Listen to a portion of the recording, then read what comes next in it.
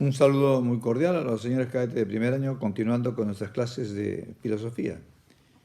Ahora nos toca ver, siempre repito, hay que estar con el esquema, el número 7 romanos. Una cosa muy breve respecto a la historia. Hay que tener presente, como ya hemos dicho en alguna ocasión, solo los seres humanos tenemos historia biográfica. Los animales tienen historia biológica. Por ejemplo, los criadores de caballos saben que tal caballo con otro caballo, este caballo con otro caballo. Yo recuerdo de chico había un famoso caballo Postín y también había un caballo Río Payanga y una yegua Pamplona, y era llevar la genealogía de estos caballos. ¿Ven? Pero en las personas no es así, porque las personas tenemos historia biográfica. ¿Qué quiere decir eso?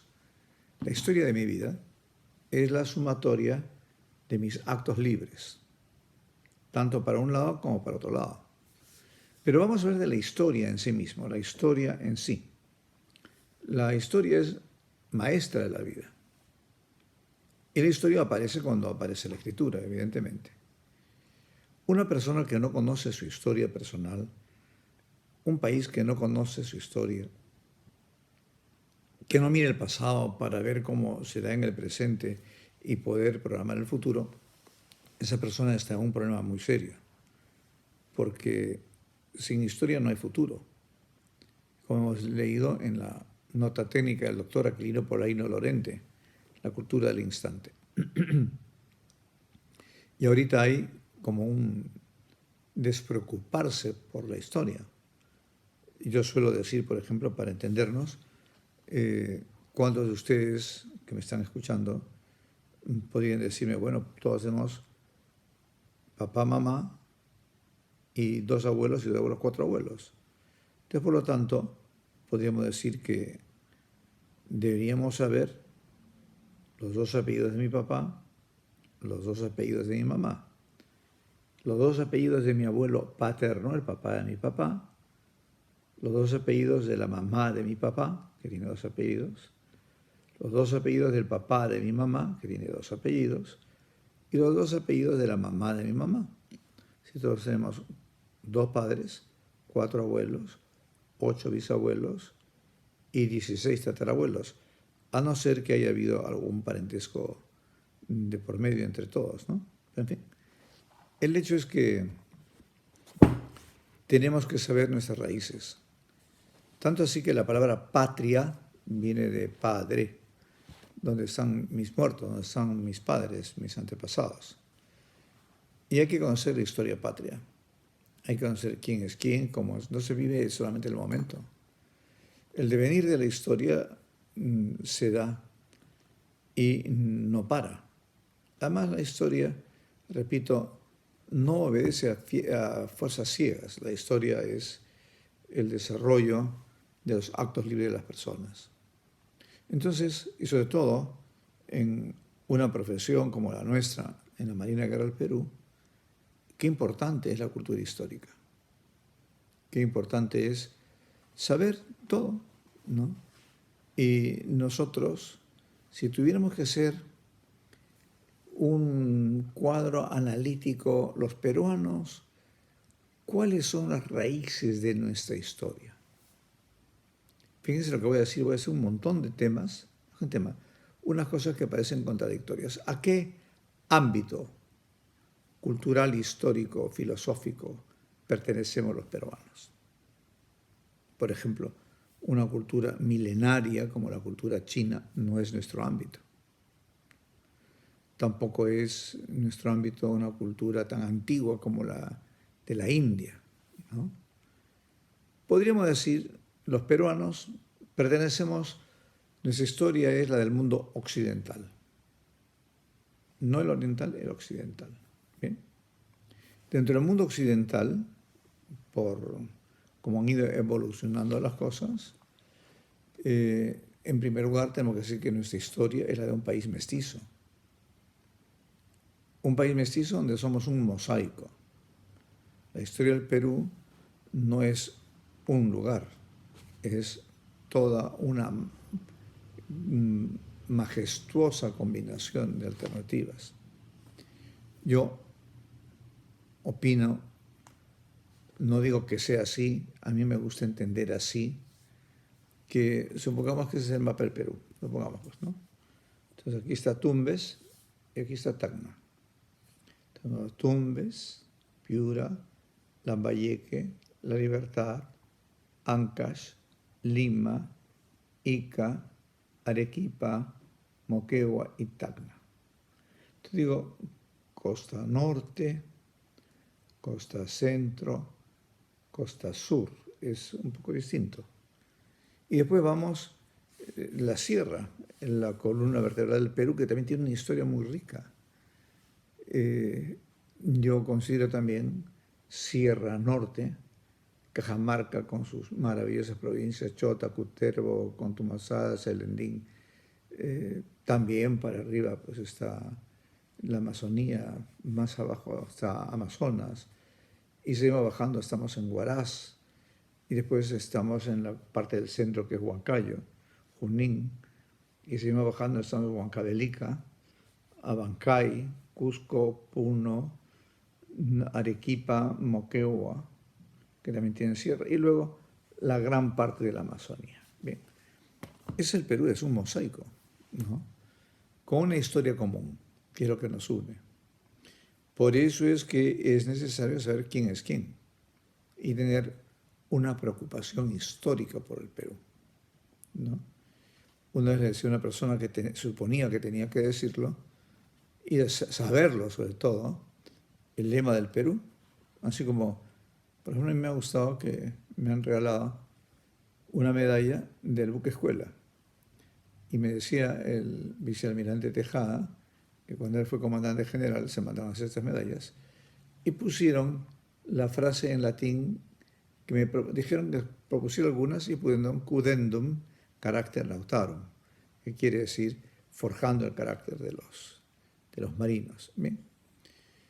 Entonces, pues sí, un marino tiene que conocer la historia de la marina del Perú, pues, y un señor del ejército tiene que conocer la historia del ejército y de la Fuerza Aérea y la policía, pero como peruanos también tenemos que conocer esto. Entonces, ¿de dónde venimos nosotros? ¿Cuáles son nuestras raíces históricas? Occidentales. Vamos empezando para atrás. Y dentro del ámbito occidental estamos dentro del ámbito judeo-cristiano. Claro. El judaísmo es mucho antes que la cultura griega. Y nuestro Señor Jesucristo es judío. María Santísima es judía. Por lo tanto, pertenecemos a un grupo judeo-cristiano, greco-romano, porque también hay cristianos orientales. Pero nosotros, Perú, judeo, cristiano, greco, romano, latino. El Imperio Romano tenía la Anglia, que era Inglaterra, Hibernia, pues que era Irlanda, Caledonia, que era Escocia, Galia, que era Francia, Lusitania, que era Portugal, Germania, que era Alemania, Iberia, que era España, etcétera, etcétera, Galia Bélica, y la Inglaterra era Anglia. Pero nosotros pertenecemos dentro de la cultura occidental, europea, latina. ¿Por qué? Porque vino pues, desde el italiano gran navegante Cristóforo Colombo y después la venida de los españoles al Perú y se funde con la cultura incaica, no solamente incaica, porque hay que tener presente que en nuestra historia los incas están hacia el siglo XIII, 14, 13, 14, Manco Cápac, lo ubicamos por ahí, la misma época que Tomás de Aquino escribe la Suma Teológica en Europa, ¿no? La gran obra, y además se habían fundado ya la Universidad de Bolonia. Pero antes de los incas había un montón de culturas, ¿no? La orfebrería de los del norte, los tallanes, y la alfarería de los mochicas, y los tejidos de Paracas, en fin, un montón de culturas que los incas fueron asumiendo. Y esto hace una amalgama mestiza que José Santos Chocano lo plasmó muy bien en su poesía Alma América, Incaico es el latido hispano del corazón. ¿Sí? Entonces se fusiona en nuestra historia esta realidad oriunda del Perú y se mezcla con la europea, con la afroamericana, con la asiática, y también ha habido grandes inmigraciones. Bueno, en 1854 el libertador Ramón Castilla, libertador porque dio la libertad a quienes eran negros esclavos. San Martín, el sábado 28 de julio de 1821, dijo que nadie nacía esclavo en el Perú, pero los que eran esclavos eran esclavos. Entonces, en 1854, don Ramón Castilla y Marquesado, oriundo de Tarapacá, dio la libertad a todos los esclavos. Entonces viene también un gran contingente de gente de la China. Y después nos digamos también un gran contingente de inmigración japonesa, y también alemana, y también italiana. ¿Sí? Ha habido un flujo y reflujo que ha hecho que este Perú nuestro, este Perú, pronto no es conocer nuestras raíces, es conocer nuestra historia. Y hay que saber cómo se va amalgamando esto. Por eso dice el poeta de Américo, y las dos castas fundo con épico fragor, ¿no? Y por lo tanto, pues nuestra historia es así. Y esta historia tiene una idiosincrasia que hay que conocer y que es muy distinto, la idiosincrasia, muy distinto el temperamento de estos 7 sitios que he dicho, ¿no? Pero en fin, es importante leer, es importante conocer la historia, es importante conocer de dónde sale uno y sobre todo la historia personal de cada quien. Bien, entonces pasamos, ese es en el esquema que ustedes tienen, es el número 7 de Romanos, y pasamos al 8 Romanos. Características del modo de pensar contemporáneo. ¿Cómo se piensa ahorita? Yo tendría que decir que lamentablemente, hay un vacío epistemológico. Un vacío epistemológico. Y lo estoy apuntando aquí otra vez. Un vacío epistemológico. ¿Esto qué quiere decir? Que no se sabe el fundamento real de las palabras. No se sabe el significado de las palabras. Y por lo tanto, pues, es como si me hablaran en otro idioma. Aun cuando me suena castellano, me suena el idioma que yo hablo, pero si uno no tiene conceptos, no sabe por dónde camina, ¿no? Entonces, no me interesa conocer la verdad hoy día en el mundo contemporáneo, me interesa saber lo que yo siento y para mí es así, así que no te preocupes. Si a ti no te gusta, bueno, pues piña, a mí sí me gusta, yo quiero que esto sea así, ¿no? Entonces, por lo tanto, hoy día también la gente está empeñada en un tema que en esos días de pandemia es la excepción. Lamentablemente ya cuando Dios mediante pase pronto esta época que nos toca vivir y ya hayamos salido de la pandemia, pues volveremos a alternar los unos con los otros. Pero sí, estos momentos que estamos viviendo son difíciles y duros.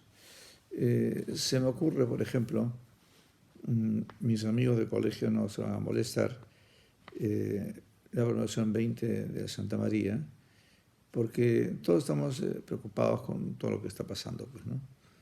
Entonces, ¿y quién no tiene alguna que otra molestia familiar, social, personal, ¿no? Entonces, yo a mis compañeros de promoción, que ya son las personas mayores, que estamos todos en base 7, por lo tanto, no es así una cosita de aquí nomás, ¿no?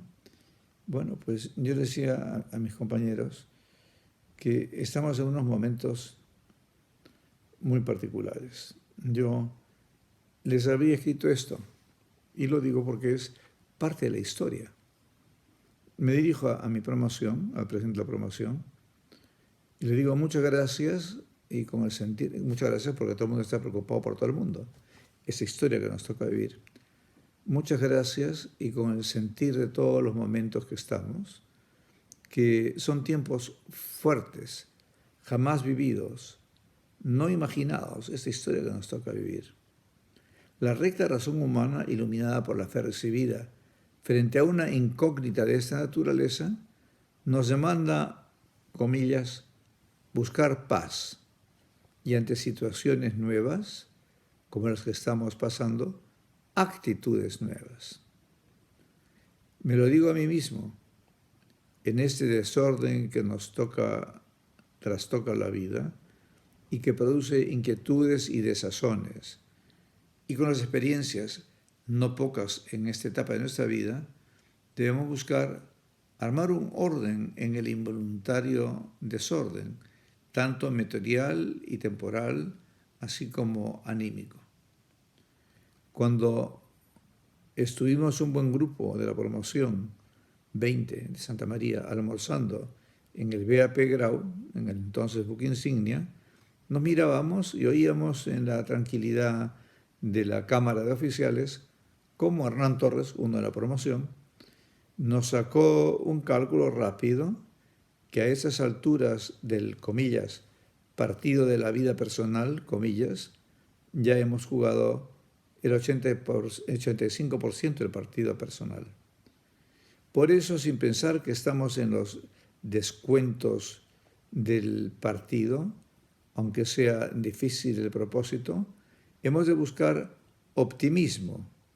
En castellano, el adverbio bueno tiene como compartido el decir mejor que, y como superlativo lo pone como lo que es el superlativo de bueno, que es lo óptimo. Y en cambio malo, el comparativo malo es peor que, y el superlativo de malo es pesimismo. Bueno, etcétera, me despido de alguno de ellos. En ese momento que nos toca vivir esta historia es muy, muy compleja. No, desde el año 1920 no se vive una cosa así. Bien. Entonces hay que tener una manía positiva de saber realmente qué terreno pisamos. Bueno, es una frase de Juan Pablo II que es eminentemente académica y bien compleja, ¿no? Vivimos una época en que la ontología está supeditada a la epistemología. Y esto es un divorcio muy de moda, el pensamiento y la realidad. Traduzco. Subordinación de la ontología a la epistemología. Es decir, la razón de ser de las cosas tiene como punto de partida lo que yo siento, ¿no? Entonces, no es así, pues. Es al revés. La realidad, esta realidad de esta libreta, me hace poder decir, esto es una libreta. ¿Bien? Pero, como ya hemos visto también al ver los cuadros, hoy hay también una primacía del sentimiento o sentimentalismo, ¿no? Al mismo tiempo, pues, hay un hedonismo que hunde sus raíces históricas en manifestaciones contemporáneas. El hacer que sigue al ser y lo mejora no se da mucho. El hacer se sigue al ser. Es decir, si yo toco guitarra, es porque soy un pianista, ¿no? Entonces, de repente, mi conducta tengo que preocuparme que esté en coincidencia, en consonancia con lo que yo soy, ¿no?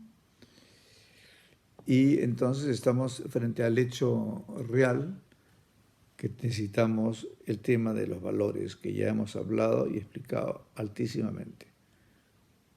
Virtudes, hábitos cualitativos, hábitos operativos buenos, ¿no? Y esto, sobre todo para, ¿cómo diría yo?, ponerle a la gente un punto fundamental. Si yo me subo a mi carro y arranco el motor, es evidente, es lógico que voy de aquí para allá. No me subo al carro para oír música, para dormir una siesta. No, automóvil, se mueve a sí mismo, ¿no? Entonces sí hay unas metas, ¿no? Es decir, no, lo que importa es dar una vuelta a la manzana. Sí, se da una vuelta a la manzana en estos tiempos de coronavirus, ¿no? Pero hay que ser conscientes que yo debo procurar que coincida mi conducta con mi ser, lo que yo soy, que coincida con lo que yo hago. Si no coincide, estamos en una situación de una neurosis colectiva prácticamente, ¿no? Y pasamos al número 9 Romanos, la axiología contemporánea y la ausencia del leitmotiv, ¿no? Es decir, que ahorita, no hay un leitmotiv. ¿Qué quiere decir eso? Leit es el rector, el que dirige. Leitmotiv, el motivo rector, ¿no? Entonces, por lo tanto, pues sí, hay que buscar esa realidad, porque si no se nos va como, no sé, un trozo de hielo se va derritiendo, ¿no? Entonces, yo soy lo que soy, no soy lo que tengo, ni soy lo que siento, ni soy lo que hago, soy lo que soy, ¿no? Y más bien podemos decir que ahora sí hay, como lamentablemente podemos comprobar, una ausencia de valores. El punto 10, y vamos terminando, las cosmogonías, mitologías y teofanías en el hombre contemporáneo. Es decir, invitarse a una serie de principios, como de dioses, que cada uno se fabrica un sistema religioso a su medida. Hace un montón de años, que sería el año 85, estuve en el Cusco con el entonces arzobispo, Monseñor Alcides Mendoza Castro, que me invitó. Y un día, en la Plaza de Armas del Cusco, que se llama Huacaipata, lugar de llanto, había un letrero por el ayo y decía en inglés, en alemán, en italiano: tenemos agua fresca de mar para sus cuarzos en esta noche de luna llena. Entonces decía, ¿y esto qué es? ¿No? Como que los cuarzos tienen una energía y entonces en la noche de luna y el agua del mar, toda una Weltanschauung que ahí empieza y ahí termina, ¿no? Entonces no hay una rigidez en el pensamiento, no hay una base en la realidad, ¿no? Entonces se coincide en que la técnica, la investigación y además pues la comercialización, todo este conjunto, no. Entonces, pues lo importante es que esta visión del mundo nos dé un justo calibre de lo que tenemos entre manos. Bueno, pues ha sido un gusto conversar con ustedes y más bien pues ya nos estaremos, Dios mediante, contemplando, creo yo, el próximo año, ¿no? Porque el segundo año ya hasta, o no, ese es el primer año, el próximo año, entonces sí, Dios mediante, nos estaremos viendo. Bueno, señores, me despido y es todo por ahora y hasta cada momento.